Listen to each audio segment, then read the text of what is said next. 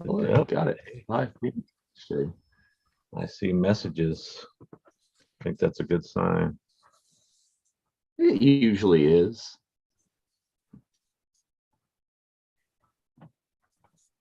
Yep, I got the little pop-up that says we're being live streamed. Oh, yeah. Look at there. All right. So, good evening, all. I see that we have some viewers on both of the spots already. Welcome. Thank you for joining us. And if you are not subscribed to the YouTube channel, do it now. Do it now. We are at like 897 subscribers. We need to get to 900 before we have some fabulous prizes. Let's do it tonight, people. But anyway, good evening. Welcome to the Path of the Darksaber. I'm Dave. How you doing? I am joined again by Jeff above me there. Hey, hey. How you doing? And the always fabulous Mark Von Olin. How are you doing this evening, Mark? Good. How are you guys? Excellent. Excellent. Well. I leave for my Disney trip tomorrow. So yeah, Very cool. it's very exciting. I've never been to Galaxy's Edge. We were supposed to go in March of 2020 and that got canceled, obviously. So I'm making good on a 2-year promise over here. You Which, will love East it. or west? Orlando, so Disney World. I've got a lightsaber build planned, and we're doing a whole day at Galaxy's Edge. We're going to do like the 6 a.m. I think we're going to just buy the fast pass thing, the $15 lightning, whatever it is called now, to make sure we get on Rise of the Resistance. Because if I don't do that, I'll burn down the park. So that's a must do. And I think we're going to spend like an extra half day at like Hollywood and Galaxy's Edge probably the next day or whatever. But our first day there is all about Star Wars. So that'll be Tuesday. Very cool. Yeah. A lot of fun. Yeah, you have to do it. And I don't know how the lightning lane works. Haven't done that yet. But we had a friend of ours is there today, and I think he waited 3 hours for Rise. I'm gonna put my name on a list, and yeah, we have a plan. We've watched all these. Thank the maker for YouTube and all the YouTubers and all the Orlando natives who have shown us all the tricks. Like we follow All Ears and Disney Food Blog and like all those crazy people who are wonderful, and they've got all the tips and tricks. And we know what to eat because it's also Epcot Garden Festival, whatever the one with the flowers is, and apparently that also means there's food. And they infuse it with, they love a theme, right? So if like we're talking about hibiscus, by the way, they throw that in tequila and they call it a cocktail. So it's just an excuse to drink your way around Epcot, but we're going to do that too. Excellent. That will be all kinds of fun. Yep. And then new ride there would be Ratatouille. Yes, which I have not seen yet. And I think even the Frozen ride was the last time I was in Disney World. I want to say it was like 2017 or 18. I'm trying to remember because we were in Disneyland right after. Not a celebration, something else. Yeah, no, Disney World. All right, Orlando was 2016. I think that's the last time we were in Disney World. And then, yeah, I'm trying to remember the last that. So I think the Frozen one is also new. Crazy changes then, and Runaway Railroad. Oh yeah, the Snow White ride, right? Oh, the new Mickey ride. No, Mickey Mouse took the Oh. place of the great movie ride. It's in that same building in the Chinese theater. Oh, that's right. Meanwhile, my husband's sending me notes. Orlando Celebration was 2017, and that's where we were there. And yes, that's the Mickey ride that's in Hollywood Studios. So we'll do that too. They're putting in a version in Disneyland in Toontown. I think it's going to open when they reopen Toontown, which just shut down for a redesign. Very cool. So that'll be interesting. Good to have one here. Since I couldn't ride it in Florida for some reason, I didn't get the opportunity. Slacker, you just didn't come with me. I wrote it. No, the problem was I was getting everybody else on Rise at the time. And then like half the group went to go get like on my Rise reservation and the rest went on Runaway Railway. So, No, we could do both because I was in your Rise group and I want to Runaway Railway. Okay, well, I guess we got split up at some point. Yes, we did. It's hard to squeeze everything in. Like even with like a 12-hour day in the park, there are more rides and more attractions. And if you want to meet characters or see the parades or the shows or the fireworks or this, and then you got to eat. And by the way, I think we have like no reservations for food at the moment. So but we have our list of things we want to chase down. But yeah, like I like some structure, but I'm kind of, other than the lightsaber reservation and the need to get on Rise of the Resistance, I think nothing is structured yet, which is a little bit scary. Go enjoy a cocktail at Oga's if you want some kind of funny named, slightly overpriced If you drink. have not a two, you need to go there. Yeah, we're gonna definitely try to get in. I feel like those require the same day, like hoping that someone has canceled a reservation, or like first thing in the morning, like kind of lightning lane or whatever. There's also some like pop-up things, like you can get the blue milk and the green milk at like a cart as opposed to being in one of the like restaurants. So I definitely want to do those They have things. the milk stand. That's it. Yeah. And in Florida, they have the versions with what is it? Rum and tequila, something like that. Where you alcoholic can blue milk in Florida, not in. It's much better with alcohol in it. Okay. I'll have to give it a try. Well, I'm going with my husband, his best friend, and her two kids. One graduated high school 2 years ago. That was the impetus for this trip that then got canceled. So she graduated high school. The son has now graduated high school. So we have both of them, which is great. That's going to be really fun with the whole family, but they are rambunctious, like energetic. She's 20, he's 18. They want to do it all, and I'm already tired. So I have my small checklist. I've done Disney multiple times, so we're gonna see what it's like going to the park with teens, youths. Yes. I'm sure it'll be an experience. Oh yeah, I'll give you guys a full report when I get back. So obviously I'm going to miss next week because I'll be in Disney. But after that one, when I'm back for the second episode of Rebels that we tackle, I'll give you guys a little download from the park. Cool. Yes, we always love to hear the stories of Batu because some of us don't get to go every week there. Jeff. I was just there for the lightsaber meetup in here in Batu West on the 5th. It was last Saturday. It was very well attended, a lot of fun. Got some cool photos out of it. Hung out with some people I see on occasion, but and a lot of new people. That's awesome. That's got to be one of the best benefits of living near the park or any of like the big destination spots, is having those types of things and being able to meet people from Twitter in real life, people from the fandom that become like con friends and then become real friends. Like that's awesome.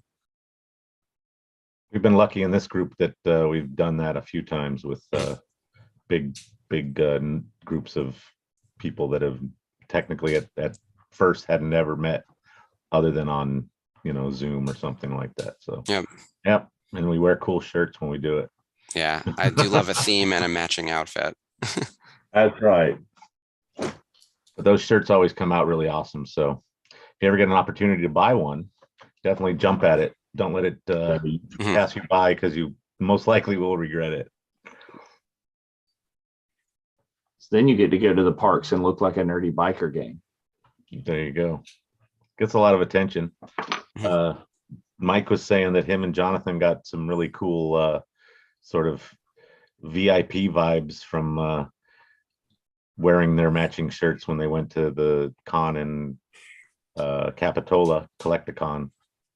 And they were sort of treated in a way, he felt they were getting treated in more of a VIP way than they would have had they not been wearing their cool virtual Cantina shirts.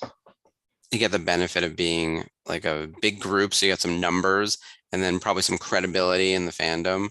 That looked like a really fun show, by the way. I don't know who the organizer was, but the 5 Boba Fett thing was very cool, especially because it wasn't like I've met the 4, and the 4 is like Jeremy, John, Dickie, and Daniel. I've seen the 4 of them tour together numerous times. Obviously we don't have Jeremy anymore, so the other 3 or two. What was it? It was Mark Anthony Austin, the one from A New Hope. Right. I'm blanking on his name. And then there was someone else I didn't that. recognize. So it's nice that they're continuing. You say Dickie Beers? You did say Dickie Beers. I don't know. It was, Dickie Beer, Mhm. Don buys Don. Yeah. Daniel, obviously, the Austin guy you mentioned, and one more, I can't remember his name off the top of my head. Yeah. But it was, there a lot of them did stunts. Yep. And they kind of identify themselves as, being a stunt man or being Bespin Boba or whatever it is. Yep. Which is kind of cool. Have their That's little fantastic. niche of Boba Fett. Like I have a great photo of the four I mentioned all signed around the picture of Boba Fett with Daniel as a kid too. So it's nice. You've probably seen that photo. It's kind of the famous one of him standing with someone's in that armor. It's probably Tamora. I don't know actually who it would be now that I think about it. I don't know who would be in that armor, but then Daniel as a kid is in it. So it's from like the episode 2 era of time, and like all four of them have signed. Yeah, like that not like studio photography. Right, with like this kind of plain background kind of thing. Yeah, almost like a gray curtain kind of thing. Right. So like I'd love to add other people to that because it's not a frame. So it's not a still from the movie. So anyone can sign on that because we're just talking about character. I did see some people getting helmets signed, which I thought was very cool. And now that I'm kind of in that game, I'm like, do I want to, Yeah, Jonathan got his repainted Boba Fett, whatever it's called. Rearmored Boba Fett. Yeah, the reforged. He's like got really cool. I think rearmored. Yeah, because like I think Daniel's on one cheek, and then there's several of them on my head. It looks really nice. Yeah, that's cool. I've seen a few like big pieces like that, especially something like Boba Fett where you can get multiple characters to sign. That's a nice piece to have, even just if you're never going to sell it or try to flip it or anything. It makes for a great collectible, great display piece. Definitely. All right. To the next con, see if I can get some autographs on it. Well, Celebration is only 2 months away at this point, which, by the way, we still know nothing about, but we did see the tickets went on sale. So the show's happening, right? Like we know that. Merch. Oh, that's right. They have okay. So I saw the T-shirt for the 20th anniversary of episode 2, and that shirt is awesome. Now, I don't think I need a 20th anniversary of episode 2 shirt. Right. And I'm a licensee and I'm a big fan of the whole series, but that shirt was awesome. Whoever designed that variations. They have a jersey version, they have a ringer tee version, and then they have like a plain tee. The ringer looks really nice. Mm-hmm. It's got I like that ringer tee. That profile of the trooper. Very cool. That helmet, the Clone Trooper Phase 2, is one we're actively working on, and we're trying to have it ready in time for Celebration. I don't know if we will at Denuo Novo. I'm saying we, like it's my little shop over here. Denuo Novo, who has the license for this, is working on a Clone Trooper helmet. We're hoping to have it ready for Celebration because that would be the perfect time, especially if the show is going to lean in on episode 2. I'm trying to think of what would be the big get from that. Obviously, that's where Hayden made his premiere, right? So if you can bring Hayden in as Anakin as an autograph signer, Daniel Logan will show up. We know that he's great. And he'll turn Tamora up. Would have been introduced to Django. Yep, and of course everyone's going to want him there for being Boba and in Mando. So those 3 right there make enough of a collection. And then if you get Ewan, that's a team up right there. We're celebrating episode 2. Ewan, yeah.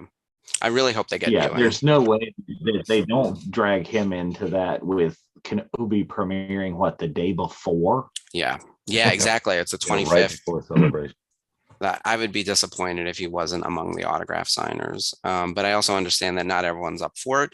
But if you can get one guy, the headliner would be Ewan, Hayden would be there. You get Daniel, you get Tamora, and now outside of that, I don't think you need to pick anyone else huge from episode 2 because I don't think Natalie would do it. But you never know. They could pepper in some other, a lot of other people that were in that movie for sure that would kind of fill out the episode 2 thing. A couple random Jedi and creature people here and there. Yeah, for sure. Right. especially if they're based in LA. Yeah, throw them in. Hello, Jar Jar. Oh, of course, yeah. Bring back Ahmed Best. He's terrific. Yeah. We talked about that. I think 2 episodes ago about the hero's welcome he got when I brought him for episode 1.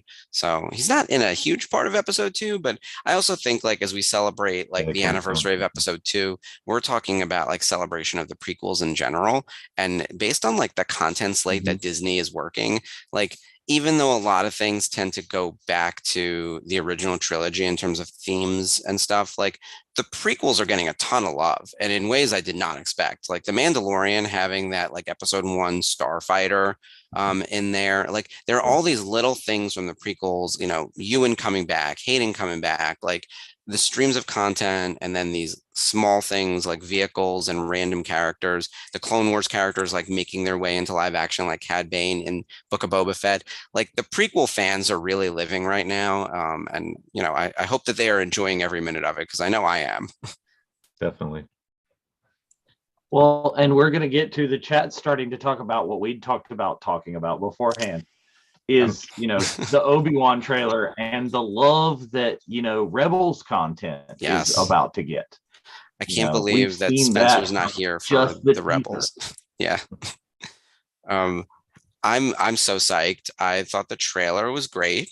I thought it did a nice job introducing the world, what we can anticipate the conflict to be. I'm glad they showed us Luke and they weren't just going to like tease that and be like, okay, he's there. We acknowledge he's there. This isn't some secret.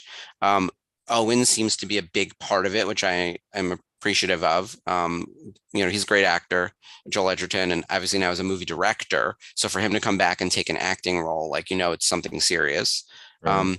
But oh man, as a Rebels fan, did we win with the Grand Inquisitor popping in, who we just talked about the other day about being played by Friend, Rupert Friend, and then Fifth Brother was in there. And of course, like more Inquisitors, 2 more Inquisitors that I think they named one. The one woman is Riva, and then there's another woman sitting at the table who looks like she's the same species as like Stas Ali and Adigalia with the little tendrils. Very quick shot, like sitting to the left of the Fifth Brother. She also has one of those like circular lightsabers on her back, like, you know, the helicopter blades. So right now there are 2 additional Inquisitors above and beyond the list we've already known about. So I who knows if they'll make it out alive or whatever, but wow, like we've got an army of Inquisitors, which is so exciting. And I think that was their point, is they wanted to go with classic characters and bring them in, but they really love to here's somebody new, you know, kind of do that. I love that they did bring in Luke because that gives us pretty concrete time frame of when this is right there. Definitely. You know, Luke's age is like, oh, this is what's happening. Oh, is Maul alive? Are the Inquisitors alive? Oh, wait, there's the Inquisitors. It tells us all of that right off. And my favorite part about it is a lot of the complaint that we got in Book of Boba Fett is, oh man, are we on Tatooine again? So, but this shows us, you know, he's going to be multiple worlds and multiple things happening is what it looks like to me. Yeah, exactly. Hopefully we get to see some cool places that maybe we haven't seen much of or any of. That city they were in was, with all the neon, was very cool. I hope that it plays a bigger role than just being, you know, the publicity shots that they do sometimes, or they play things up and then you get a little quick second of it, but we'll see. Yeah, the Blade Runner city, as my husband was calling it. Pretty much. I'm wondering what that is, if that is something new, or if that's maybe tying into kind of the content we're kind of watching tonight. Is that the underworld of Coruscant? Yeah. You know, could that tie back into? Could that bring us an Ahsoka tie-in? Could that bring us to season 7 that we're watching? Yep, or Maul, who's in these episodes too. Yeah. So I believe Star Wars Explained, New Rock Stars, Screen Crush, Nerdist, all of them did trailer breakdowns, and they all had similar findings that makes it seem like, okay, we're all on the same page here. It's about 10 years after Revenge of the Sith. Luke is about 10 years old. Maul is still alive, though no one expects he's going to intersect with Obi-Wan because that happens in Rebels. They may cross paths, but it would have to be off Tatooine. But we know Maul is out there, and the Solo movie was 9 years after Revenge of the Sith. So it was just revealed in that movie at the end that Maul has the criminal empire Crimson Dawn. So he has a criminal syndicate boss. So in theory, like if Obi-Wan goes off world and encounters any of them, he could pop up. I think it's more likely we'll see the Emperor. We're definitely going to see Vader. We've got this army of Inquisitors. I think the triggering event is going to be a lot like Fallen Order, and this is what I think Star Wars Explained said. In Fallen Order, Cal Kestis uses his force powers to save someone, and that's what attracts the Inquisitors to his planet, right? They think the same thing would happen with Obi-Wan based on what the Inquisitors voiceover is saying. It's like the Jedi can't help themselves. They have to help. And so they out themselves by being heroic. It's going to draw people to Tatooine. So Obi-Wan's like, well, I got to get all of these villains off world, because if you saw that stare down picture of the new Inquisitor Reva going like eye to eye with Owen, I was like, she is inches away from Luke Skywalker right there. Like, that's horrifying. So if the Inquisitor got that close, Obi-Wan may need to bait them to go elsewhere. And that could be what gets him off world. I don't know. I actually, as a licensee, like, you would think I might have some insider info, but I don't have story info on the show at all. I was like, oh, it's coming out. Great. That's all I got. So I'm curious to see like what gets him to leave Tatooine. It must be something. It must be a distraction play, I think. Come on, they've got to give you costume inside info. Come on, that's where we get all our spoilers, is when they issue toys and stuff ahead of time. Yeah. I'm amazed that we haven't seen leaks for this show. You know what I'm actually amazed at? That we haven't seen leaks for Andor, because that's supposedly wrapped like a year ago. And I don't know if post-production is just taking a long time, or if they're being very precious about production order, which they usually are. Like, more so than Marvel. Marvel has moved things around on their slate a few times and just swapped out like post-credit scenes to like keep that type of production order. But like Star Wars, I don't think has ever moved things out of order. Like, if something bumps, everything bumps. And it seems like Andor has been done for a long time, and I know nothing about it. It's like super frustrating, because I'm very excited to see what goes on with that show. And if they continue, because like he's a fulcrum, Leia's a fulcrum, Ahsoka's a fulcrum. We're going to meet all these fulcrums. Like, there's a bigger rebellion espionage story there, and I'm sure it builds to like a larger world. But like, why do I need to see that show after having seen Obi-Wan? There must be a reason. Oh yeah. So everything's connected. Yeah. The way that the MCU set up the TV shows as well, I think, with the movies in certain order. Yeah. Very calculated. That's it leads me to saying that they're all interconnected.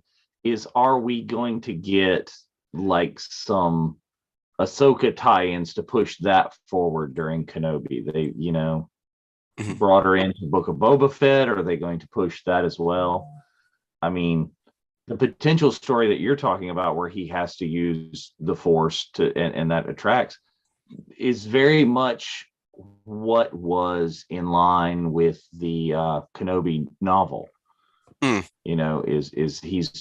all these things with the Tuskens and the villagers, and I can't sit by and do nothing. It's a very easy sort of thing if they were to incorporate that. But I think that's been done. That should be in his past, because that was immediately when he first got to Tatooine. So we're like 9 years past that. Yeah. The problem with Ahsoka showing up in this show, or that in Kenobi, is the current show takes place, 15, 18, 20 years after this point? Something like that. About that. Yeah, that sounds right. So, do they say that Rosario hasn't aged, or they try to age her down, or they do a different version of the character? So yeah, that's, for all we know, there could be flashback stuff in the show that would warrant a younger version of her. So that could, I don't know. I'm just throwing that out there. that is the toughest dance, I think, with everything happening in Star Wars right now, is maintaining the continuity and the timeline and the looks of the actors. Like even right now, Ewan doesn't look anything like Alec, and he's only 10 years off from Alec, And right? he's In actually terms of the older. His right. physical age is older than Alec Guinness was in A New Hope at this Yep. point. So there's something about aging too. Like there was an article recently. I don't know if you guys watched The Golden Girls. I think most of America have, right? But like those women were only in their like late 50s, early 60s, and now the original cast of Friends, I believe it was actually Courtney Cox. She was just in Scream. Yeah. They were saying she's as old as Blanche was in the show. So like Blanche was like supposedly an elderly woman, and like Courtney Cox is like a leading actress with like a little bit of filler, right? Like it's a totally different like 50 versus 50 or 60 versus 60 in terms of aging. In real life here on Earth, right? I don't know what's going on in Tatooine that it ages you so quickly, but Yeah, it's like exactly. it's ruined Tamora and it's ruined Alec, right? Like those Right. two, like Well, they have that meme of Owen, what we see like recently in Kenobi's trailer, and then old ass, Owen, and then Baru, the younger version, and then older Baru, and then Ewan, and then Alec, as the aging process definitely takes a toll to an extent. I don't know. What's funny about the Golden Girls is that the character that was supposed to be the oldest, Sophia, was actually the youngest actress. Yep. And a lot of prosthetic makeup and stuff. Yeah. And her wigs and everything. Yeah, and I've seen Yep. that same thing compared not to Friends, but compared to like the Sex and the City reboot. It's like, no, that's how old that they are. Yep. Yeah, it's crazy. But yeah, so yeah, Tatooine is it's like a reverse Fountain of Youth over there. I don't know what it's doing, but it's that brutal double sun or whatever. Exponentially on that planet. Yeah. Anyways, we're getting close to the time, so everybody want to make sure you get your D+ queued up. What are we doing? Episode 9, season 7. Season 7, episode 9, I should say. So that's Old Friends Not Forgotten and The Phantom Apprentice. So the first two parts of the Siege of Mandalore, we'll use air quotes movie, right? So we're not doing the whole thing, which tear to my eye. I watched all 4 when I did my little rewatch earlier in the week. I was like, I can't just watch the 2, so I watched all 4, and then I was like traumatized by the end. And Jason's like, "What'd you do?" And I was like, "I watched it again." As a reminder, and we talked about this last week, these are 2 of the highest rated episodes in the series. It's a 9.7 for Old Friends Not Forgotten and a 9.8 for The Phantom Apprentice. So these are the best of the best over here. And we're going to see Maul, we're going to see Bo-Katan, we're going to see Ahsoka. We'll also see Anakin and Obi-Wan and some Jedi stuff. So it is, this is another one we were talking earlier about logistics. What it took to make this make sense, to happen in the same time frame as Revenge of the Sith, have characters like narrowly miss each other but still make it make sense. Like the dance of all of that is very impressive. Someone had put together a video, this was before TikTok, like a couple of years ago, I think right when this came out, of like Revenge of the Sith playing and then this playing, and how the audio tracks and everything, and how like Ahsoka just misses Anakin by, I don't know, 45 seconds or something in one of the hologram discussions. Like it's all so well done. And that alone is like Emmy worthy for being able to make this hot mess make sense. The fact that Order 66 and the Siege of Mandalore are all happening at the exact same time. It is crazy, but it works. Really. Yeah. Very impressive stuff. I mean, it's an amazing season overall, and they really killed it towards the end with the like you said, wrapping up all the loose ends and things coinciding so well. Yeah, it was the when they say fan service sometimes, but like fan service done well is really payoff. Like this is payoff. If you were in for all those seasons of the Clone Wars and you were waiting for this, like they really delivered. And even the method in which they like launched it, where it was all 4 together as the movie with the we're going to see the classic logo pop up in the beginning. Like that's very cool. And the red Clone Wars logo, which I completely forgot about until I watched it again. I was like, oh, right. They do it all. They give you all the stuff. Yeah. Yeah, and Another they've great- already taken this season and they've, brought it forward. It's been popular enough already to be brought forward into the Bad Batch. You bring the Martez sisters Oh, right. in. So they're keeping that going. All right. So let's see. Oh, it is 7 Telling o'clock. everybody to get the queued and I'm not queued, so I'm okay. I am ready when everyone else is. Give us a All right. countdown. So Spencer's not here tonight. So Mark, do you want to take the honors? Do you want to do the countdown? Sure. I just you have do. to. I have to get to mine. Why is it queued not as well. scrolling? There we go. All right, See, we're going to exactly. starting. Oh no, my phone's got you. Yep. All right, episode 9, Old Friends Not Forgotten. Do we count from 10? However you want to do it. All right. Count Let's from do 10. It's your deal. Count how you want. All right, we'll do 10. 10, 9, 8, 7, 6, 5, 4, 3, 2, 1. And obviously do not skip this intro more than No any other skipping of intro intros. we've ever skipped. No, never. Yeah. skip an intro. Never skip, but this one in particular. Lucasfilm. Yeah, it's just interesting how all of this is different, and it even within the season, it's like, oh, special. Very much.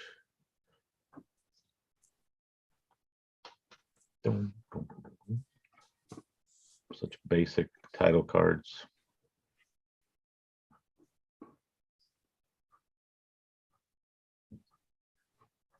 I love Tom Kane's old school serial, film reel or whatever kind of newsreel voice. He's spectacular as the narrator of the series. Oh, He's yeah, the only actor credited in every episode. Oh, nice. Hmm. And sometimes he does multiple things. I think we were able to put him autograph wise because you have to stay in universe. Obviously, as Yoda, and then Admiral Yularen. I believe Right. he gets promoted to Colonel in Rebels. He's Hmm. got a couple other like bit roles, but Yoda is really best known for. He does a great Yoda.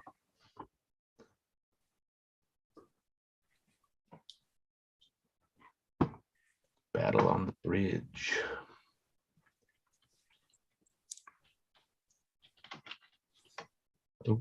So interestingly, in this episode, even though we're following the Darksaber doesn't pop up.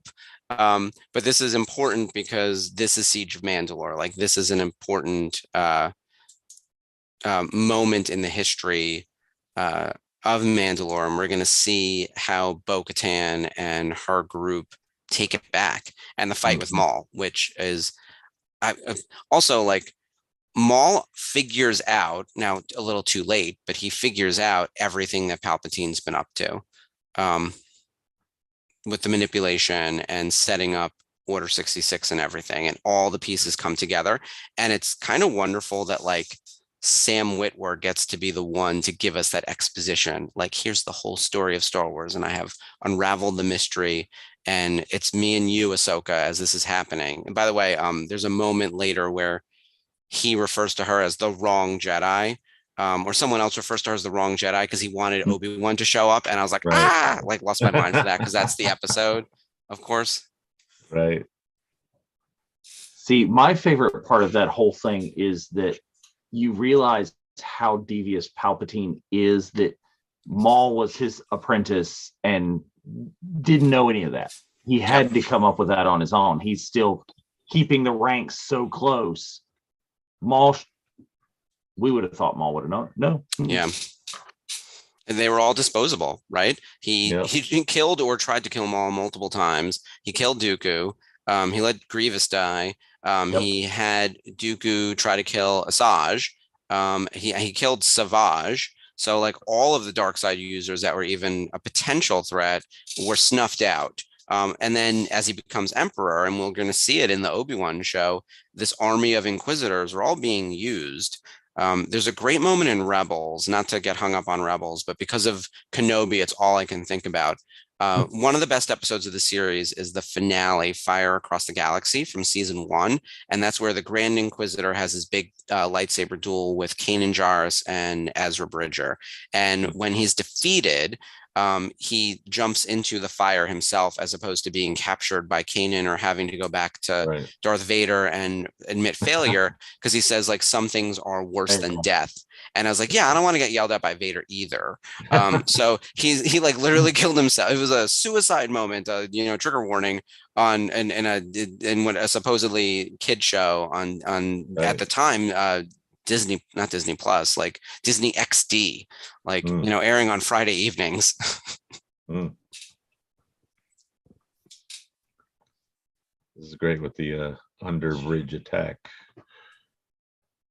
Anything all the jetpack is cool. Clone troopers kind of behaving like Mandalorians. This is why the throwaway line in the sequels now. It's like, they fly now? Wait, really? Come on, man. Come on. For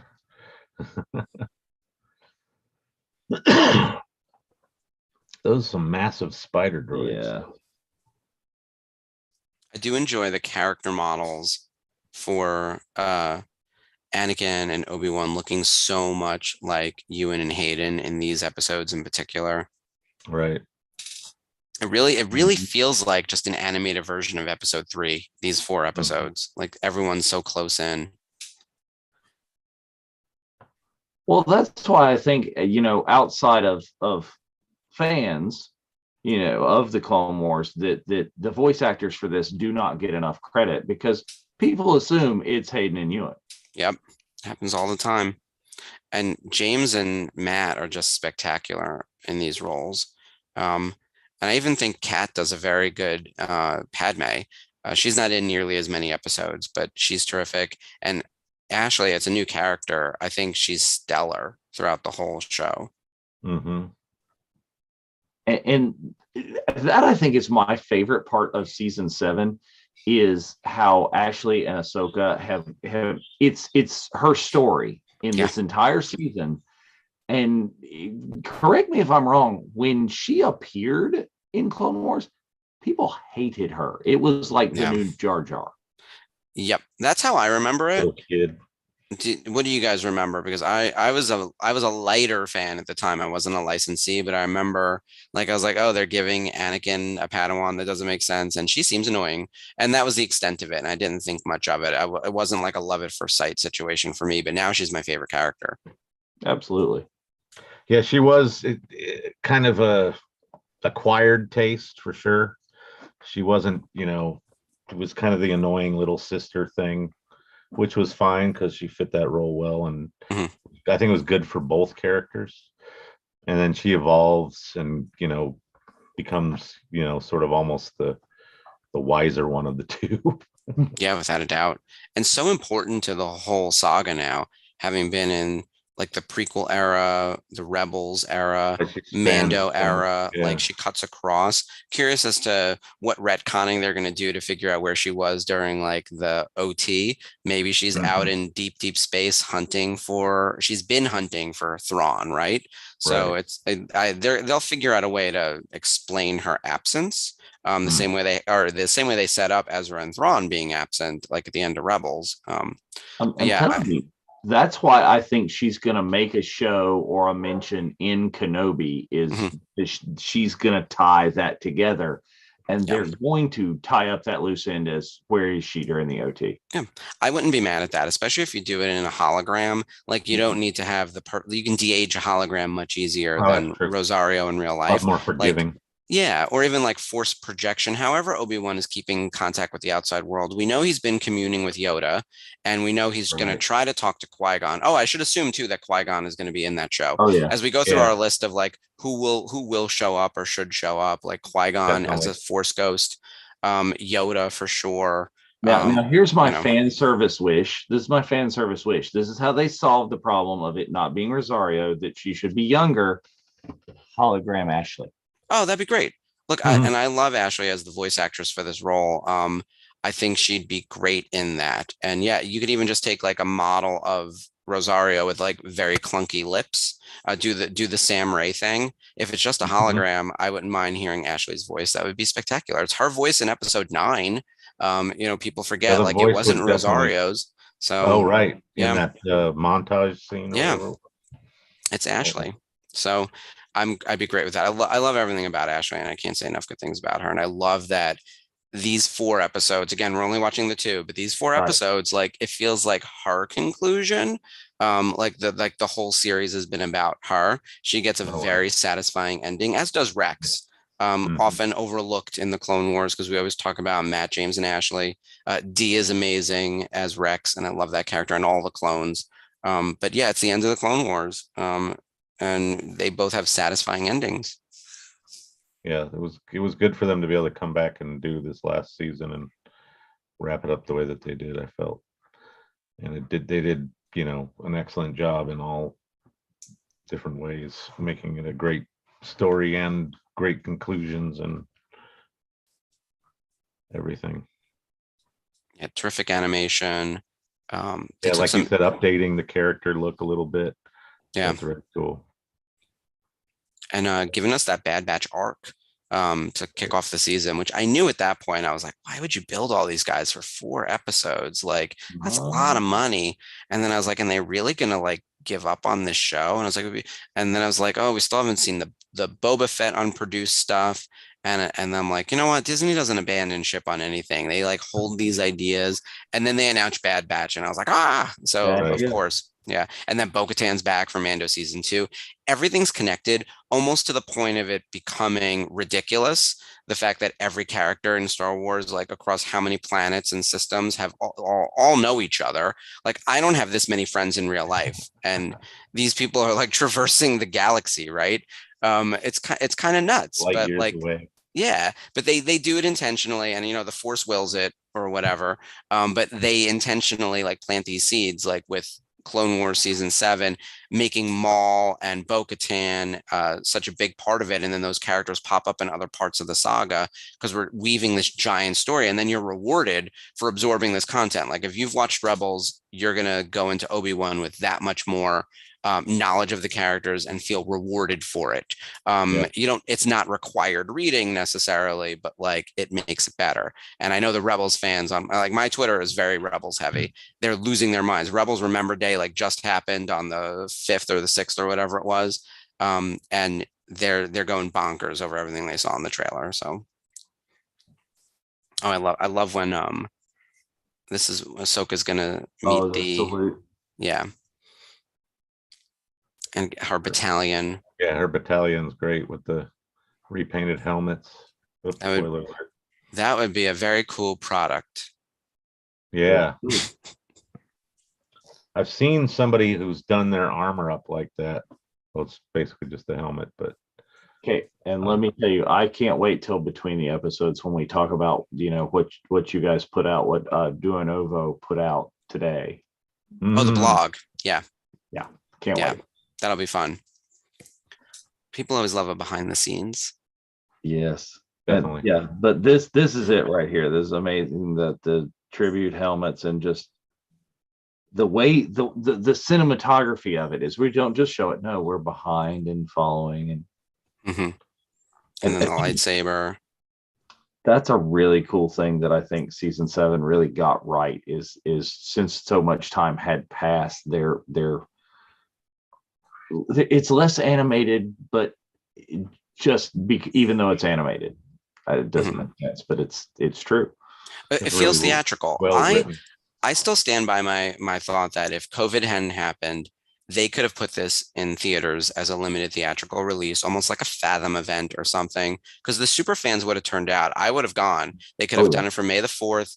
I would, they would have made, I don't know, hundreds of thousands of dollars, right? Like not a lot of money for a movie, but also you could have had it on the streaming, but like this would have been an event. Like I would love to rent out a theater with all my Twitter mutuals and like do something like this, especially if there was like a talk back potential with anyone who's involved in the show. Yeah. If you did this, if you put this out in theaters, you let it sit for a couple of months, and then you started doing special screenings with Ashley and Matt talking over it.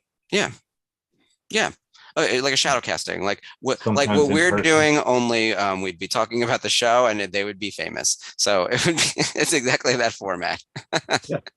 I think Ashley and Mac would make a killing doing that. And in Right. fact, most Sam would be incredible, although he would go well past the runtime of the show because I'm sure he has all the good stories. I love to, if you look at the final episode, the voice credits are actually very minor. It's Ashley, it's D. Bradley Baker, of course, for Rex. It's Sam Witwer, and then it's Dave Filoni, who plays one of the droids. There are 4 voice actors credited. Wow. Like James and Matt aren't even in the final episode, but like it's like to have Sam in it at the end as well. Who saw that coming? That Darth Maul was going to be such an integral part to this entire story. And when we get to his whole narration, actually, I think that's in the 3rd episode. We won't get there. It is incredible. So that should be everyone's homework after the fact. Go watch the last 2 parts. I'm glad they've expanded on Maul so much in so many different ways, considering how much of technically a waste people thought he was. Yeah. Not, he was amazing in episode 1, but the fact that he was just done, it's like they couldn't carry him into the rest of the trilogy, even the 2nd movie or whatever. Yeah. It's a nice kind of redemption thing for the character and the actors who play him. A redemption for a character that really doesn't get a redemption because he just becomes crazier and more evil. He is nothing if not focused. He embodies the dark side so well because he talks about like passion, and his passion goes overboard to obsession, right? And he just can't quit Kenobi, right? If you just let that go, he'd still be alive. Like he really just can't. I was like, you were running a criminal syndicate empire, right? Like, is it still not enough that this man is alive somewhere? He's not even bothering you. He's in hiding. Like, this is during his exile. You still want to hunt him down. He chased down the crew of the Ghost. You have Kanan there and Ezra there. He kills other Inquisitors. Like, I would have recruited them and be like, let's team up. Like, we could take Vader. We could take the Emperor. There's like 5 of them. You get all the good guys and all the bad guys as a one-time alignment deal, and you take out Vader. Like, if you have Kanan, Ezra, Ahsoka almost beat him one-on-one. The other 3 Inquisitors and Maul. You have all those Force users. You have to be able to take Vader. And then once you kill Vader, you have a shot at the Emperor. Like that's the clarity if you know how to coordinate. But like hatred and all of that, like the sole focus on I'm using Ezra to get to Obi-Wan. And then he's chopped in half in the desert again. He's dead. So, and honestly, he's treated with so much respect. It's almost that much sadder for him that like Obi-Wan is like cradling him as he dies. Like, I was like, that's how it's going to end. Like, he's going to treat you with respect too, which is almost worse. So, yeah, because your hatred of him all these years was not warranted. No, completely not. If anything, Obi-Wan should have hated you for killing Qui-Gon, right? And yet Obi-Wan understood. He actually had empathy for Darth Maul, and pitied him, like truly pitied him. Despite the fact that Obi-Wan and also Darth Maul killed Satine, so he killed Qui-Gon and Satine. Like, these are the 2 of the most important people, and he killed like a bunch of other random people too. So. If anyone should be angry, it was Obi-Wan. Ashley Brenzo says that Filoni voiced CH-33P in these. Cheap 33P, yeah, cheap. Yep. There you go. Very clever. Good catch, Ashley.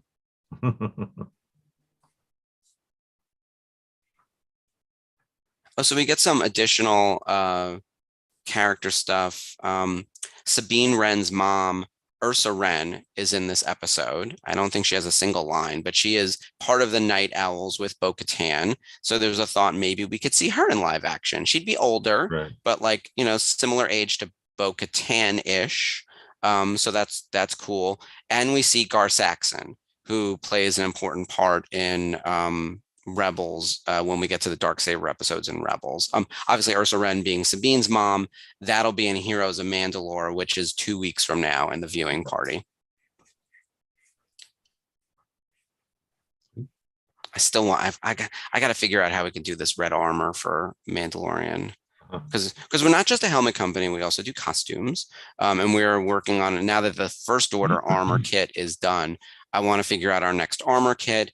And it's hard to do more than one at a time, but like Right. I would love to do Mando armor. I would love to do clone armor, but like every time I see the red armor, I know it's too specific. It's too niche. We can't do that one first, but like maybe it's just if it's the same structure, it's a paint change. Like we might be able to make that work.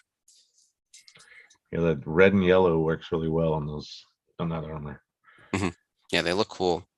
Meanwhile, Ahsoka kicking butt. Like, she's also being careful to slice jetpacks as opposed to limbs. So I mean, maybe they're still going to fall out of the sky, but at least they have all their arms.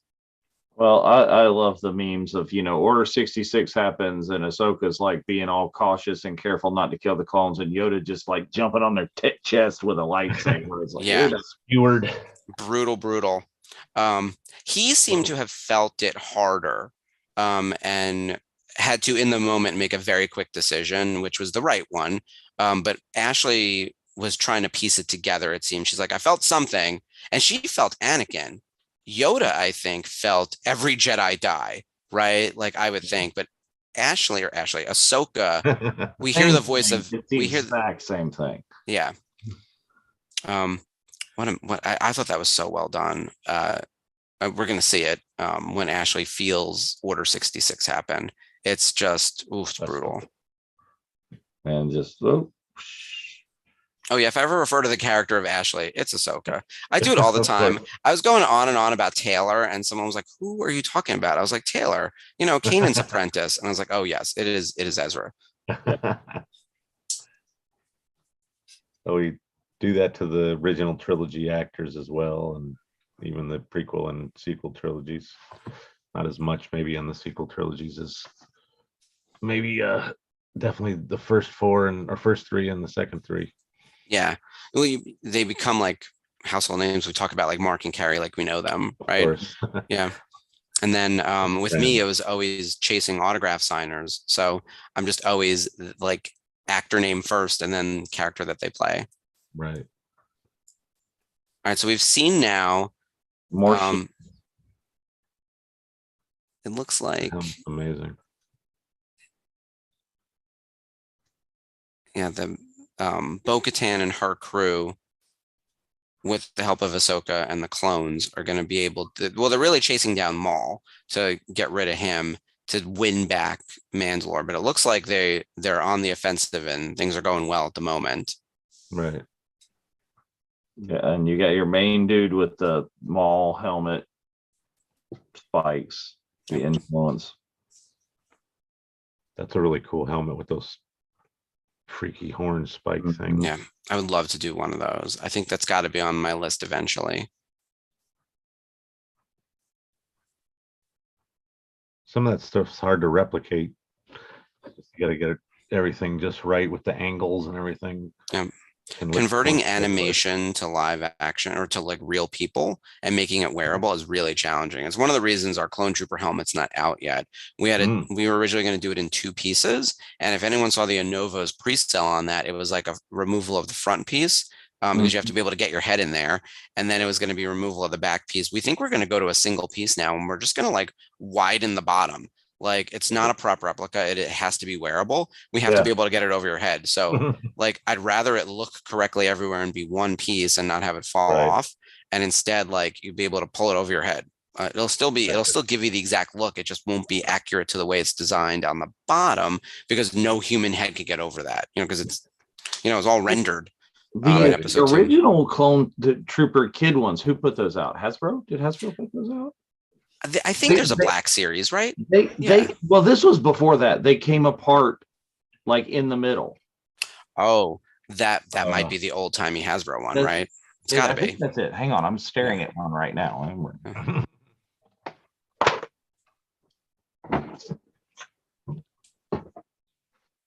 Dive into the collection. If it's there, you have to. Like this. Yeah. And I mean, it has its obvious flaws because this is way too wide, and I've seen people like 3D print things that go in there. But oh yeah, yeah. I don't like that idea that much. No, I don't either. This is a kid's helmet. I just kind of jam my head in there because I want to. But yeah, I don't know who made this. But That's anyways, probably Hasbro. I think they've had that license the whole time. Yeah, definitely. Yeah. So I think we just got the line about the wrong Jedi, where we find out that this is all a trap to lure Obi-Wan, which it's interesting for me to think The wrong if one. Maul wanted Obi-Wan here, did he want to try to kill him, as we might assume, or did he want to reveal the plan the same way he does to Ahsoka and offer Obi-Wan the chance to join up the same way he does to Ahsoka? I don't think so, but like he's gonna get Obi-Wan to like join him. Is he that deluded? no, but if we know that like he's gonna, so Obi-Wan is Anakin's mentor, right? Yeah. If it's like, hey, you failed with him, Palpatine snatched him, like you and I teaming up could take them, like that's plausible if you believe that Maul is telling the truth. And from what we know about Maul, he's devious, but he's at least honest with his intentions when he's confronting you. Obviously, he plans behind the scenes and he's betrayed a lot of people. So he's not exactly trustworthy, but I would believe him if he told me that this story, like it's so nuts. Like it's like, yeah, this does seem like it's happening. Everything's falling apart. But yeah, that would be interesting. What if like that's a good, like if there was a Star Wars what if Obi-Wan shows up right now instead of Ahsoka? And that actually explains why we get a good explanation why Ahsoka's here, is because Order 66 is like literally happening.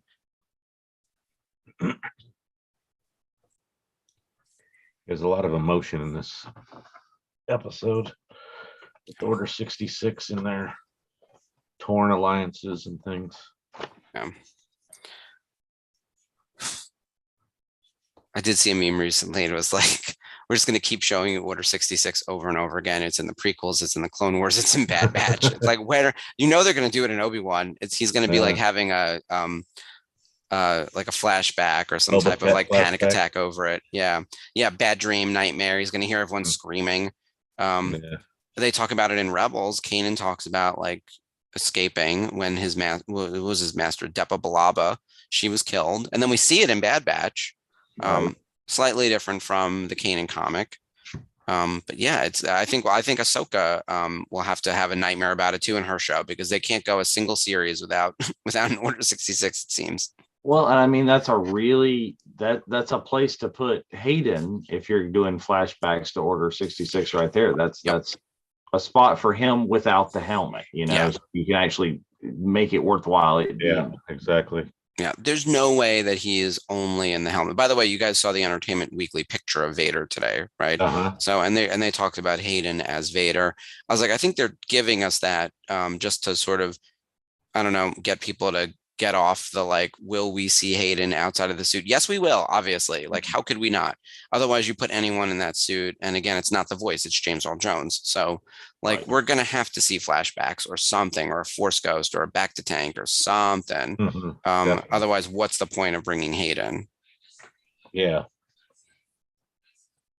you need him out of the helmet at least, but also something before he's technically Vader might be interesting.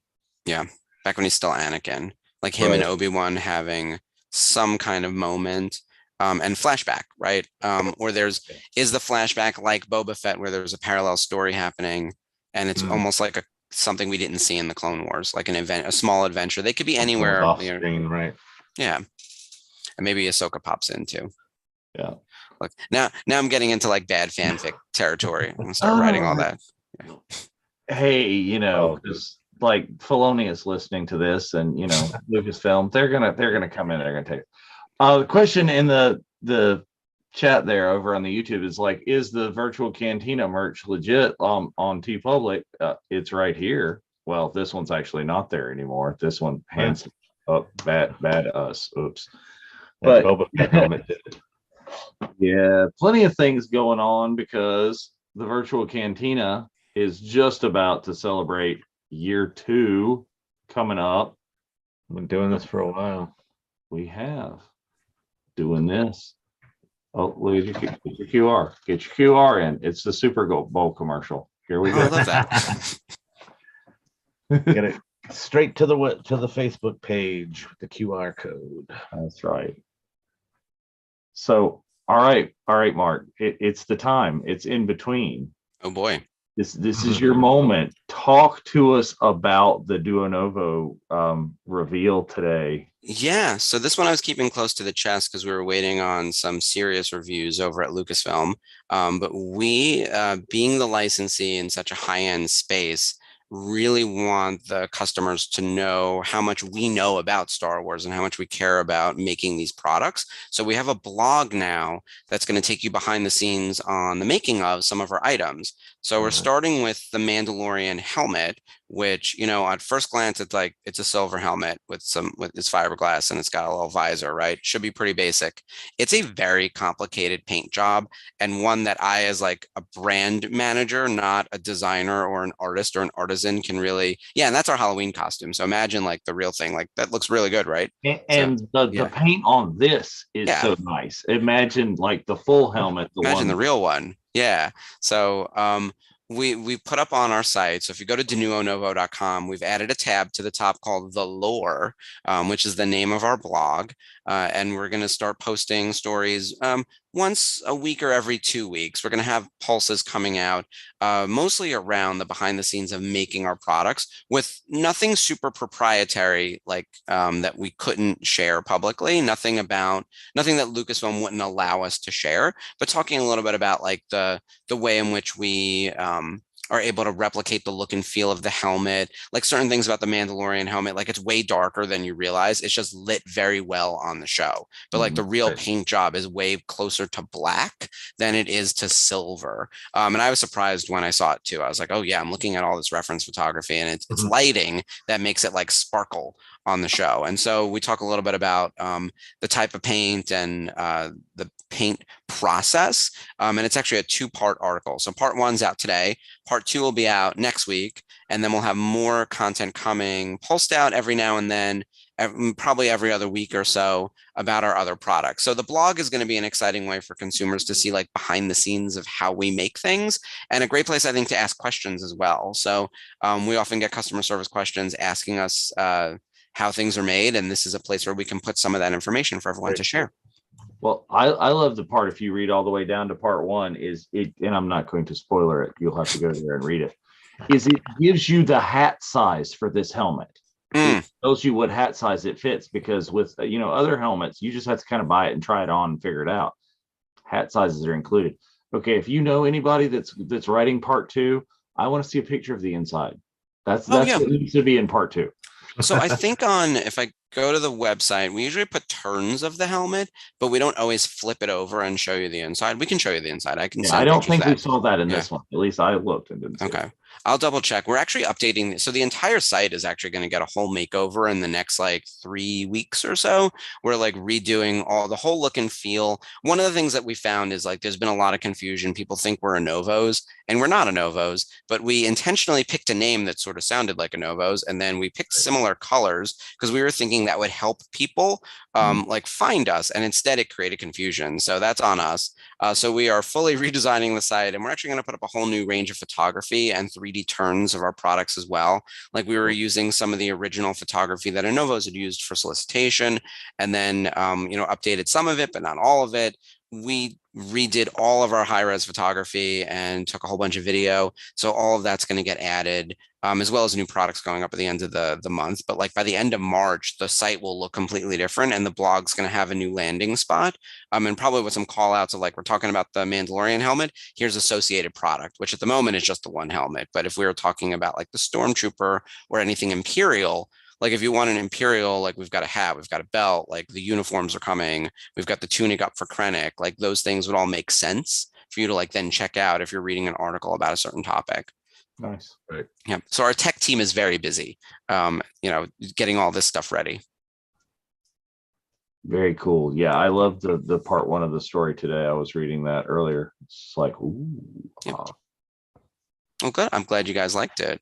Yeah, we'll have part 2 next Thursday. And then while I'm away in Disney, so it's already ready, and they'll be posting it. And by the way, just because I'm out of the office doesn't mean things aren't happening there. So if you email customer service, our customer service team will still get back to you, and everyone else is still working. I'm the only one who's taking off next week. Well, enjoy your time in Batu. It's going to be excellent, I believe. I always enjoy myself, so I'm excited. Times. Yeah, Only been to Batu East once, but been to Batu West many, many times, and I spend most of my days when I go to Disneyland in Batu. Yeah, there's so much to someone to record your reaction the first time you see the Falcon. Yeah, I got to get some of that. I have to make sure, and we got to get a good photo. I need one by myself. I need one with me and my husband. I want to get our whole group together. So I feel like we're going to be there for a while, just doing a lot of photo op stuff.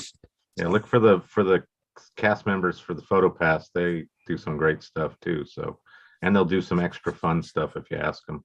Little magic shots here and there. I've got a handful the other day when I was there, and I think because I was so like receptive to letting them do whatever they wanted in terms of photos, they 2 different photographers got me shots with Mark Trax is his favorite character, Grogu. So when everybody wasn't getting Grogu shots, it was sort of like a little on the down low thing, which was fun. That's awesome. I saw one special shot you can do. Yeah, I always look out for those. Shoulder Grogu. Oh, so cute.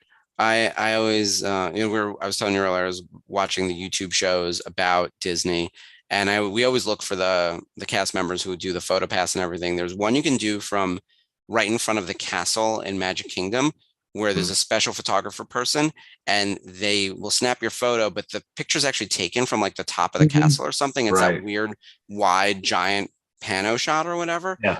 So yeah, we're definitely going to do one of those. Do that one, and when you're in Batu, they usually have a similar shot where near the entrance to the Docking Bay 7 restaurant, there's a photo pass crew member, a cast member up there on that little, there's like, well, if you haven't been there, but there's like a platform, so like a little balcony that overlooks the Falcon, and basically what you get is the same thing where they have a close-up of you guys on the balcony, and it zooms out to where you can see the Falcon, and then it zooms back in. That's killer. And, it's a lot of fun to get those kind of shots. But also they'll do things like add Grogu, or they'll do I got a couple where there's some X-wings flying overhead. Those are fun too.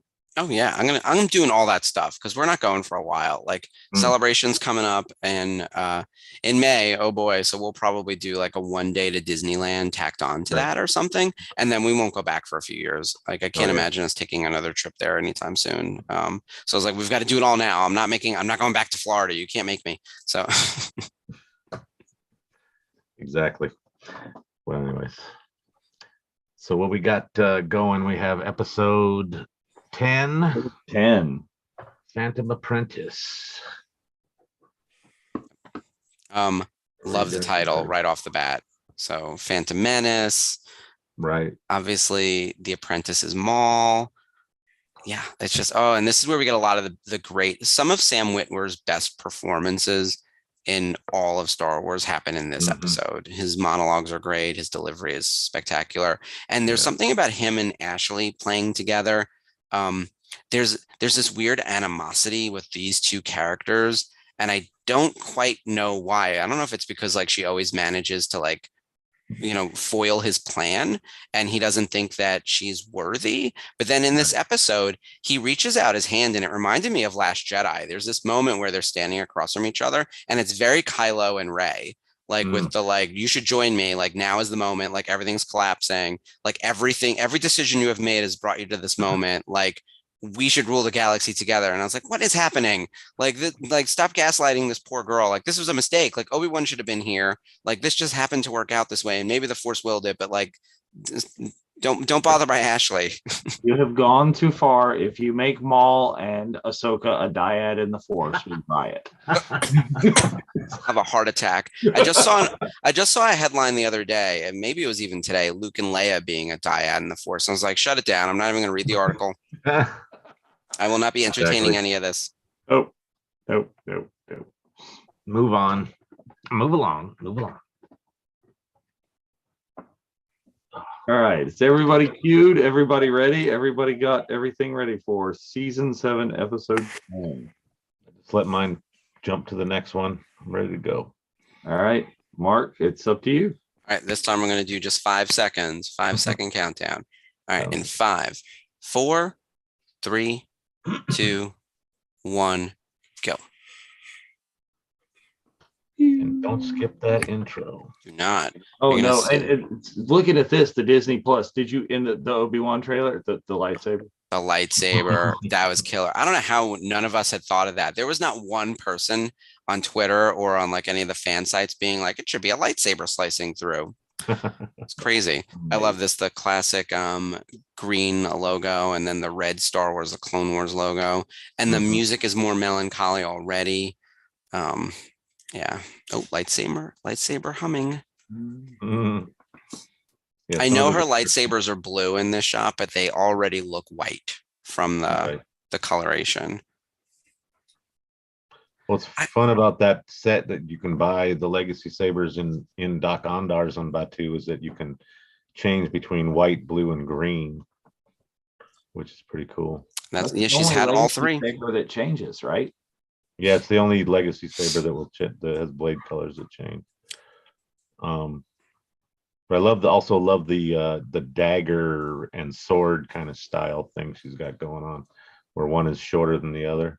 Yeah, very samurai, very katana and wagasashi. That's okay. That's more accurate. And one for offense, one for defense. Mm. Yeah. I like her style with the reverse grip kind of thing. That too. Yeah. Love how nonchalant Maul is in this scene. Yep, the moment may be upon us. Oh, so good. Yeah, and he's just there. She's got the lightsaber trying. It's like, oh. Kenobi didn't really send her. She was working with Bo-Katan.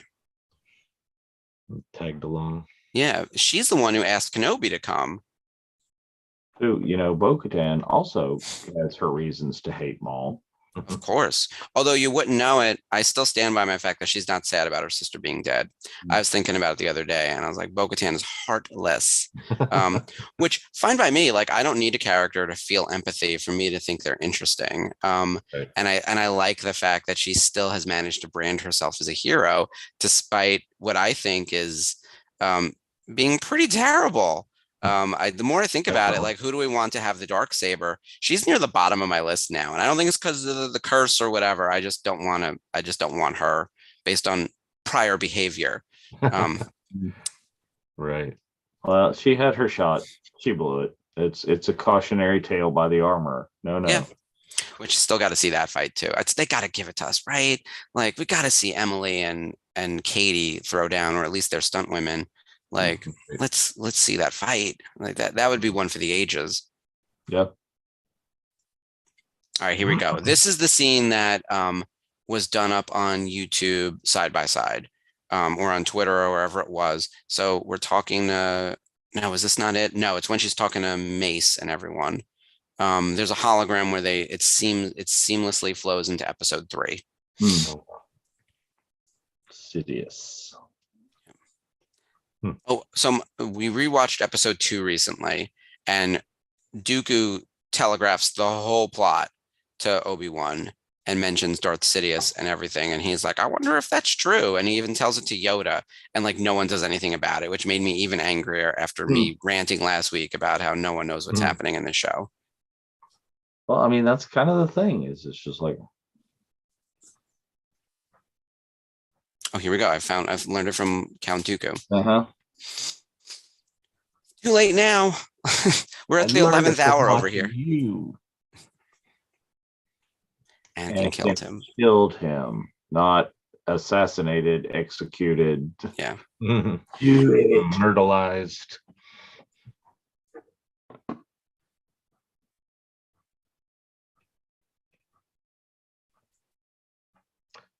Grievous would be an interesting character to see in live action.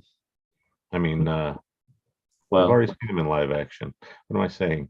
In but in any kind of update, he's long dead though, isn't he? oh yeah. No Just reason we couldn't get a flashback though. That's the thing is like I still think Satine could pop in. Like Right. there's any number of people, you know. well, I Um, mean, he's going to be a hermit on Tatooine communing with force ghosts. We know from the novel that his entire goal was to be able, and Yoda told him in the movie how he could commune with Qui-Gon. Yep. You open that up, you open the whole thing. Yeah. Right. And you know, I don't want to get into the world between worlds. I kind of hope they keep that precious to Rebels and used it as more of like a series ending kind of thing. But we know that the Emperor is looking for it and has been looking for it for a long time. It's what eventually leads him to Lothal. The world between worlds is out there. Someone else probably knows about it. That would be a way to talk to anyone and everything. I kind of hope they don't use it, but it's always a possibility. I hope to goodness they don't in Kenobi, but I don't think there's any way they're not in Ahsoka since that's what the show logo is. Yeah, you're right. They're gonna, damn it, they're gonna do it. Yep. And I'd be okay with it as long as Filoni keeps it. As long as it doesn't turn into Star Wars Quantum Leap. Yes. And they don't really retcon anything. Like, because even with Ahsoka being pulled through the door and then jumps back in, it doesn't really retcon because when you watch Twilight of the Apprentice, which by the way is the top rated Rebels episode, it's even higher rated than the finale. That one is a 9.8. I got my whole list over there. You don't even know. I went bonkers going through all the episodes. At the end of that episode, we don't see Vader kill her. We just see him leaving and we see her walking through some corridor and we think that's like, you know, the corridor of death or whatever, that she's dead and it's a spirit or whatever, but that's not true. It's just her leaving. And we see the bird flying, the condor, right? Like, so that sort of signals to me that she's still alive. So it wasn't a retcon, but it was an explanation to the missing information we didn't have at that time. And it was only a season later, so it was definitely planned. It wasn't like this is 30, it's not 40 years later that we're filling in the hole from the Death Star, right? Like that's a retcon, a great story, but still a retcon. Yeah. I don't know who this lady is, but I'm obsessed with her, with her little blue hair over there and her blue bob. Like, there's so many rando, like just characters where I want like a little bit more from. Yeah, she gives me such Sabine vibes. Yep. It's just like, oh, are you somewhere related to the Yeah, gotta be. I mean, we know she's Mandalorian. We know she aligned to Darth Maul. She's got that cool haircut. And we've met Ursa, so we know it's not her. She's over on Bo-Katan's side. She's teamed with Gar Saxon over here.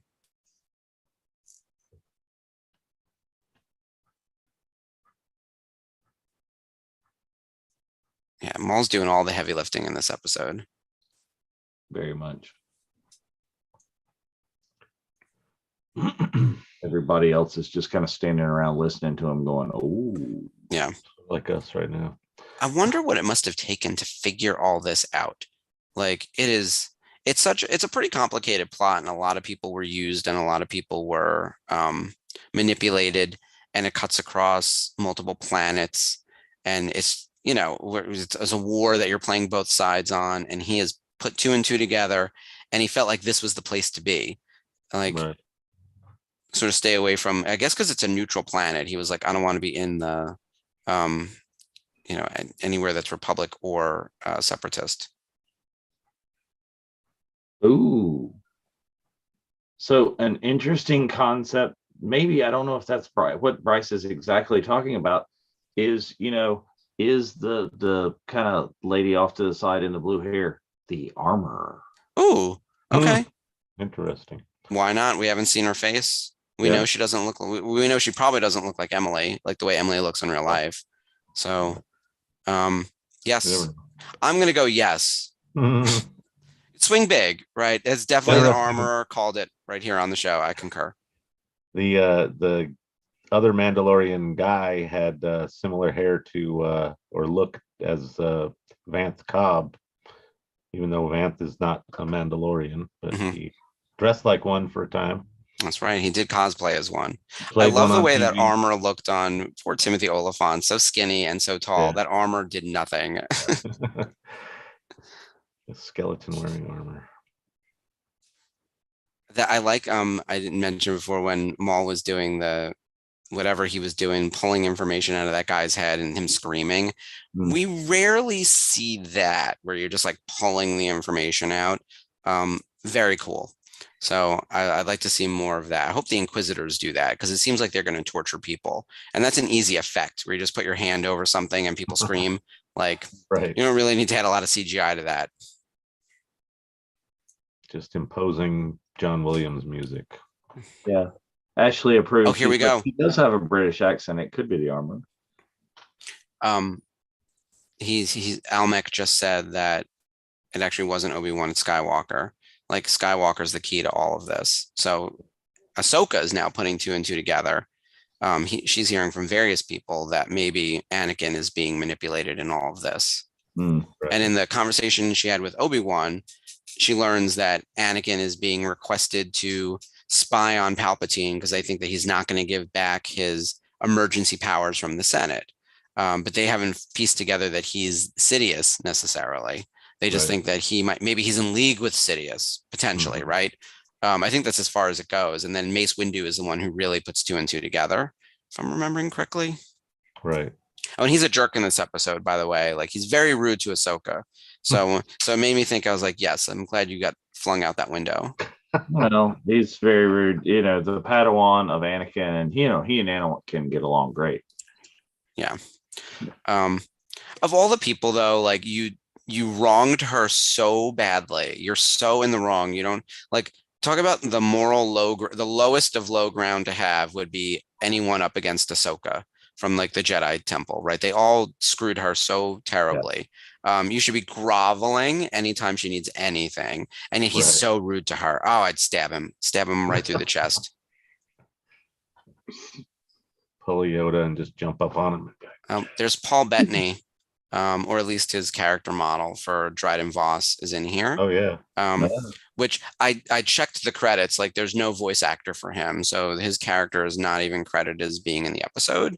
Obviously an Easter egg they threw in because of Solo or whatever, but it's just cool to see that like Dryden and the syndicates, they're out there, and obviously Maul's going to take his place. So there's those little things where it's like they really pay attention to these crazy details. It's always fun when that kind of stuff pops up as far as I'm concerned. I like it. You said, fan service is good. I'm a fan. I like Yeah. Yeah, and it's payoff. I saw the Solo movie and now I recognize that guy. Oh, yeah. Right. And now I have one more thing to annoy Jonathan Notman with.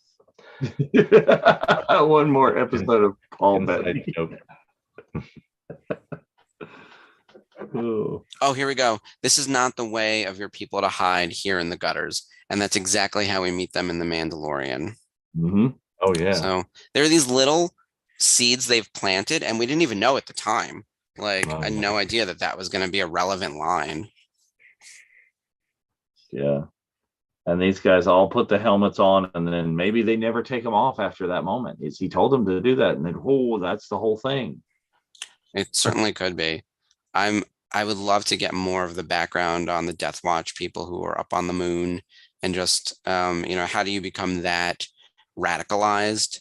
Right. Especially at the same time being like, oh, we'll take people from any bloodline, any planet, like having foundlings and being radical just feels like such a disconnect because there's no purity of blood, right? Like you get in like Harry Potter with like the pure bloods versus like the mud bloods, right? Right. Like there's a fanaticism to all being magical. Whereas here it's like, oh, we're super fanatical, but we'll also adopt anyone. It's like, that's, Right. I don't know. That just seems like aside from the really ugly historical context of the exact same thing. Right. Yes. Oh boy, there he is on the throne. He just is so chill when he's up on that right throne. There. Yeah. She's just like, okay, here we go. Nope. Not so much. Tossing the blaster bolts away is very cool. It was well done animation wise too. That looked really smooth. I like that he doesn't kill her though.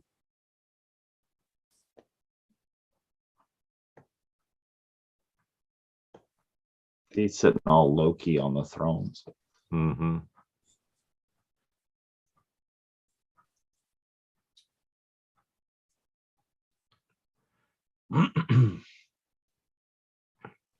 Troopers get used and abused.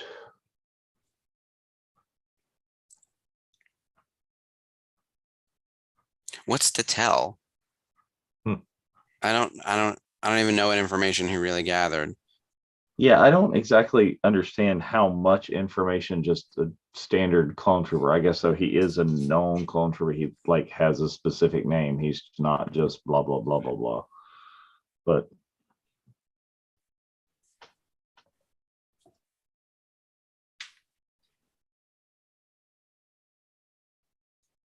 And here's where it really becomes all about Ahsoka and Maul to set up the whole finale of the series.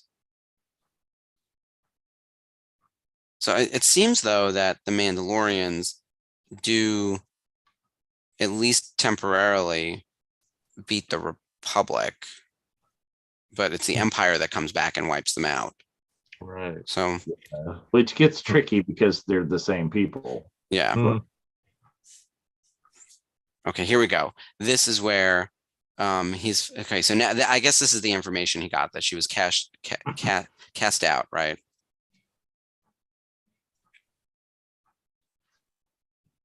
Meanwhile, you know, he chased down Barasafi and offered her the same deal if he was able to find her. This is just, you know, he's about to tell her the story of Darth Plagueis the Wise. Maybe that would have worked.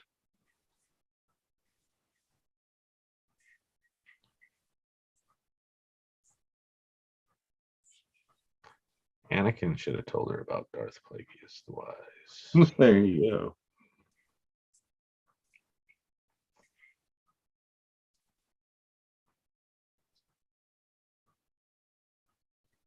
This is probably around the same time as that story was retold too. Just before.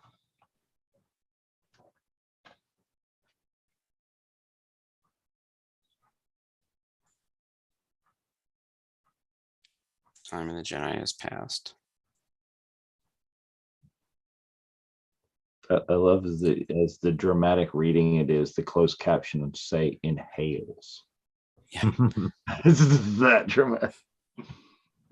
Every choice you have made has led you to this moment. Yeah. I remember that being in the trailer, and then she flipped around from the hologram saying hello, and people like lost their minds. That was at Celebration. Oh no, that was at San Diego, I think. The San Diego Comic-Con, where they announced the final season. I think San Diego was the reveal of the season, and then the trailer was Celebration. I can't even keep track anymore. Yeah, it all kind of bleeds together. Yeah. Yeah, this is so Last Jedi. It's unbelievable how similar it is. If you've watched Last Jedi recently, the way that like Kylo Ren reaches out for Rey and offers her this, like, let's do this together. We can stop the big bad. You know, and he's speaking truth. She says no. Yep, Anakin is the key to everything. It's all his fault.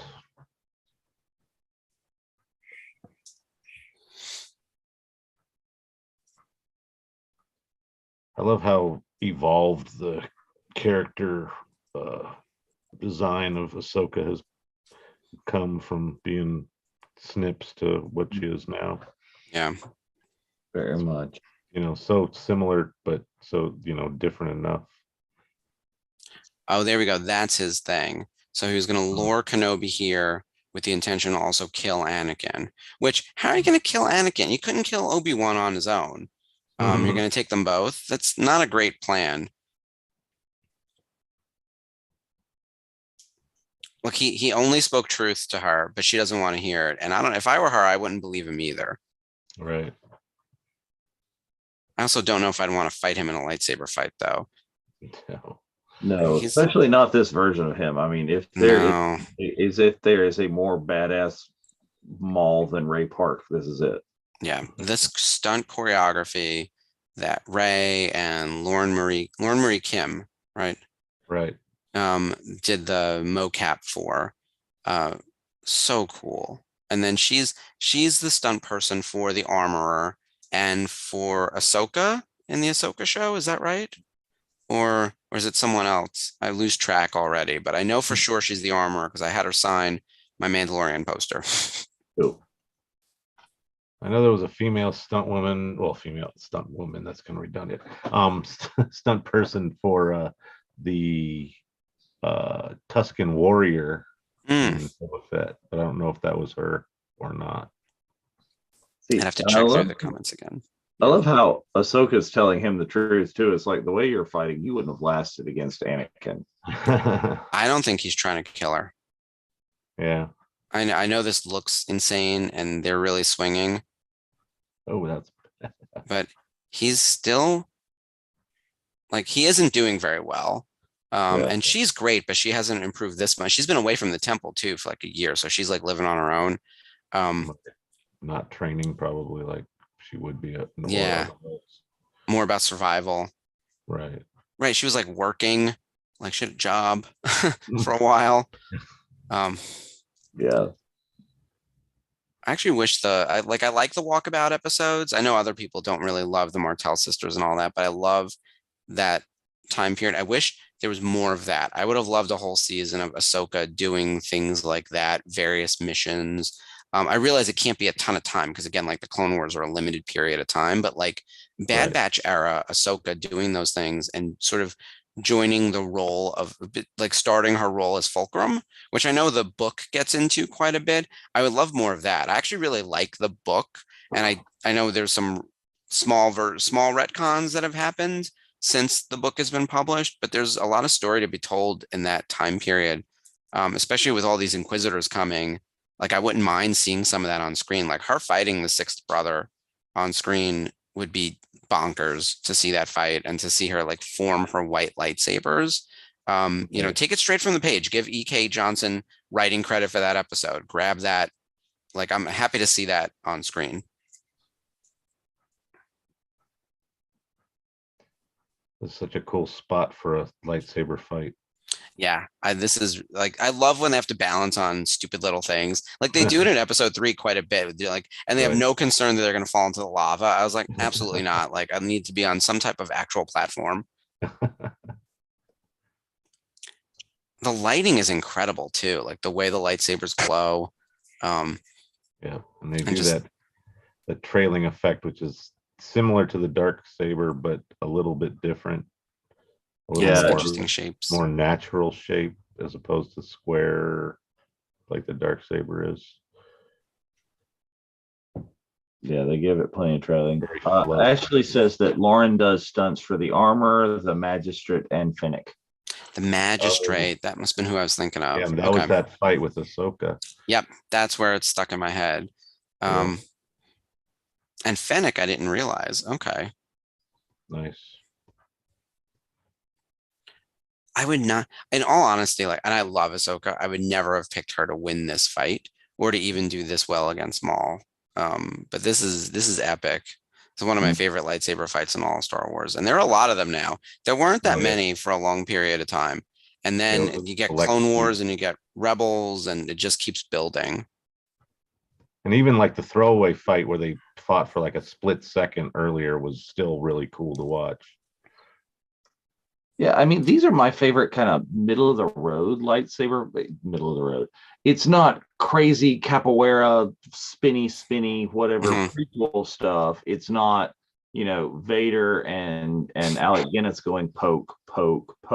It's right. It's grounded somehow, even it's like plausible. What I love about the way this one ended, and it's a bit of a foreshadow into what happens in the Ahsoka novel, is she doesn't have her lightsabers when she has to fight the sixth brother. She has to go at it just using the Force and using her hands. And the way she's able, like Maul has a double-bladed lightsaber, and yet she's able to grab it and turn it against him and use his own rage and anger and everything else against. Like she finds the balance and then throws it over him. So that's how she beats the sixth brother too. And it's sort of how Kenobi beats Darth Maul in the end, by just being smarter. Right. Well, that was excellent. Yeah. So we didn't see a Darksaber, but Nope. I was trying to figure out where is it, because it should be on Mandalore at this point. Like based on the timeline that we've talked about, Palpatine didn't pick it up. And Maul never grabbed it back. At least I don't think so, after being imprisoned or whatever.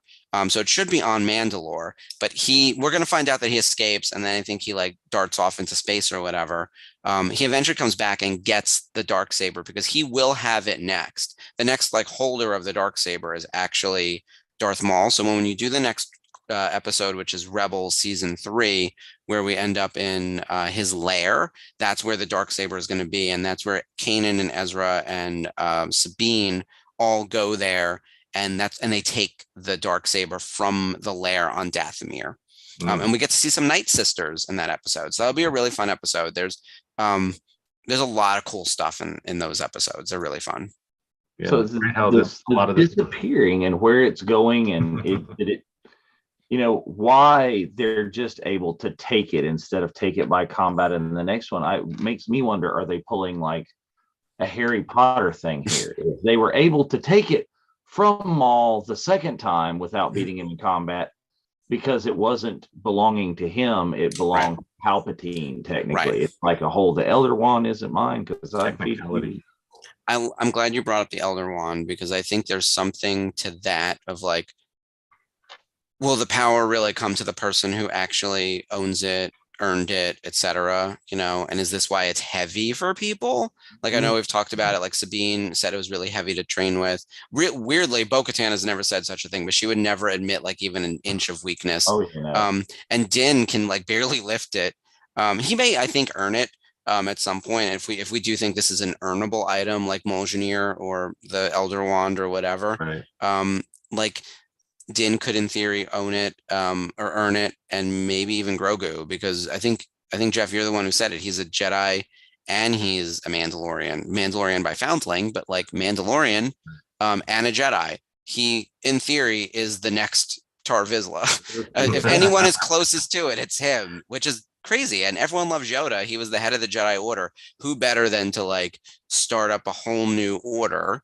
Especially if Luke's little school is not going to go very well. We're aware of that. Oh yeah, foreshadowing.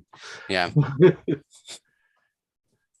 But yeah, that would be interesting to see for sure. I mean, could go a lot of different ways, but yeah. That was great though. Look forward to next week. Hope you can. Well, you're going to have fun doing what you're doing, so you don't have to worry about it. But don't even think about us just be there, because we would be there if we could be there. Yeah, I'll send you guys some pictures. But enjoy Rebels. Yeah, I love Rebels, and I hope that the Kenobi trailer inspires all of you live action fanatics who maybe have not watched Rebels. I can't imagine on this channel there are people who haven't watched Rebels or would otherwise say I'll never watch Rebels. That's a different type of fan. Like if you're doing these type of watch alongs and you're, super engaged, I can't imagine there are people being like, I don't watch animation. We just did hours of Clone Wars. Rebels is great. Especially like season 2, which is where the Inquisitors first pop up. You'll meet the 5th brother, who we saw in the trailer for Obi-Wan, and yeah, the 7th brother, the 7th sister, is played by Sarah Michelle Gellar. The 8th brother, who's only in the 1 episode, and then Jedi Fallen Order has some of the other cool Inquisitors. So you got the video game, you got the Rebels. They're all going to end up in Obi-Wan. It's going to be madness. I can't wait. And if you all want to talk more Obi-Wan trailer and all of the consequences of things and discuss the little minutia, that's coincidentally what we're going to be doing this Sunday on the Unifying Force right here on the Virtual Cantina Network. So join myself, Catherine, and Gio for that. And we'll be back again here next Thursday. Yep. With or without Mark, we'll forge on. I'm going to send you guys some notes before the episode. Yeah, better, because it will be far less informative without Mark. Exactly. I'll get you a couple of talking points that you can sprinkle in. Notes. Yeah, absolutely. But you'll get to enjoy a few episodes of Rebels when you return, so that's good. Yeah, those are good ones too. The Heroes of Mandalore. That's where we see it in action with Bo-Katan and everyone kneeling. We get to see everyone. They surrender to the Darksaber. Right. Like the Mandalorians fall in line behind her. So there's something to this weapon. What's cool about this watch along series is that people that tend to watch, even if they haven't seen what we are going to watch, will end up watching it and then be pleasantly surprised for the most part about having seen it finally, whatever it is. We've introduced people to some interesting stuff, Star Wars and otherwise. So, you know.